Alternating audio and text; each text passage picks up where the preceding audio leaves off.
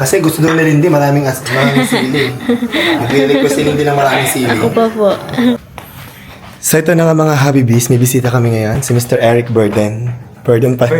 Pininindigan na talaga ang Eric Burden. Hello. Wala si Happy David, may pinuntahan siya para pa-asikasuhin yung car.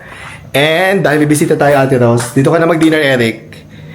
Luluto tayo ng sinigang, Ate Rose. Di ba namalengkit? Nag-grocery tayo kahapon?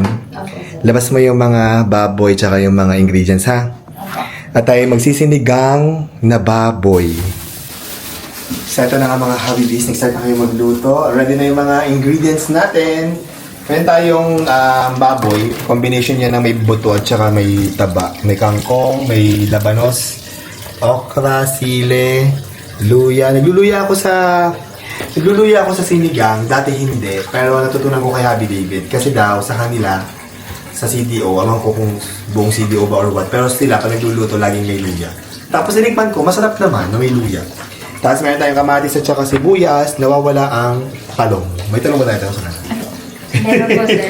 Nakakalimutan ni Ate Rose ang talong. Kahit sa piraso ng Ate Rose. Apo. Ha? At magsaya tayo magluto.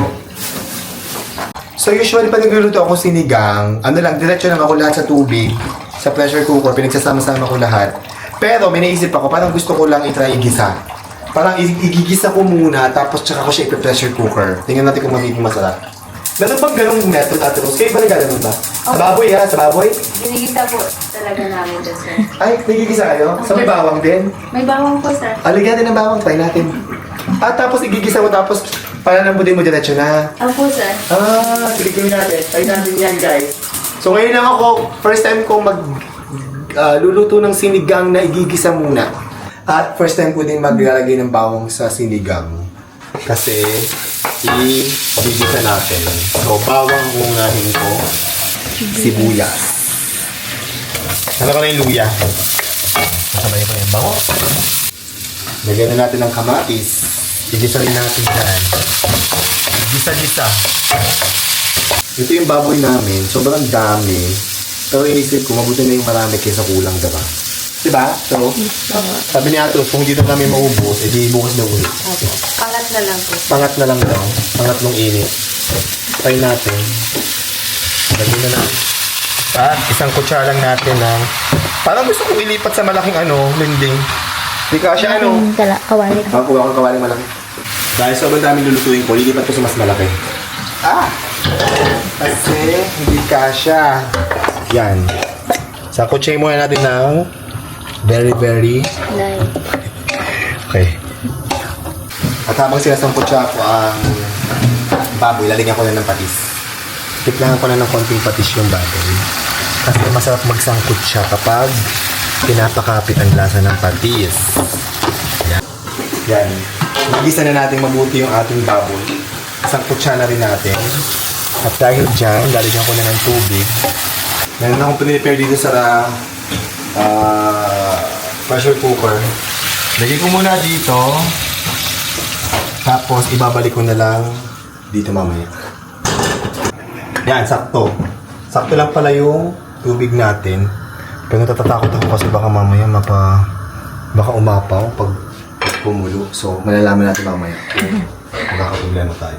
I-pressure cooker muna natin para lumambot pa.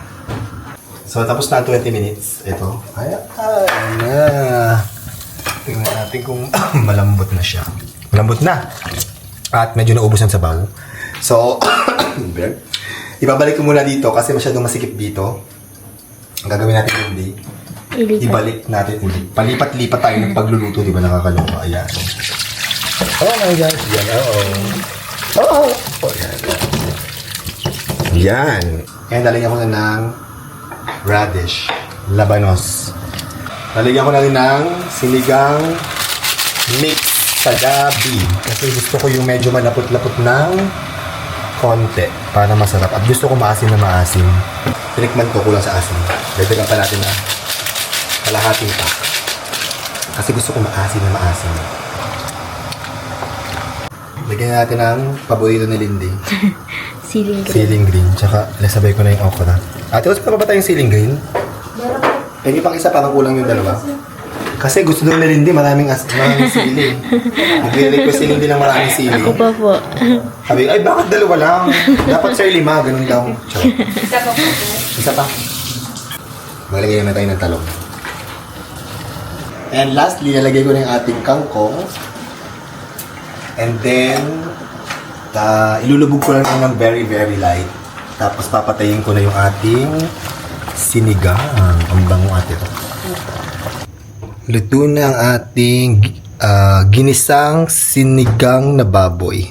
First time ko na maggisang. Sarap pala. Luto na ang ating pork sinigang. Ang bango. Kaya tayo.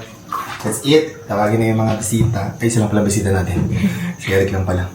And si Raynon. Let's go. Kaya tayo. At masarap ang ating sinigang kapag may Habibi. yan, Habibi. Anong gusto mong flavor na Habibi, Eric?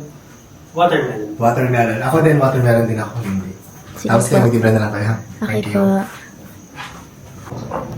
That's it! Ayan, ang aming Habibi. Watermelon. Anong Habibi mo, Lindy? Mango.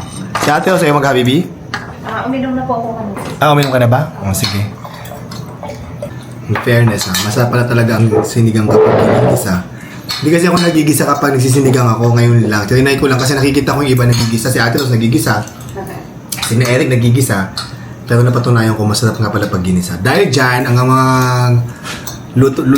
sa susunod, pag magluluto ako ng sinigang, igigisa ko na. Yum.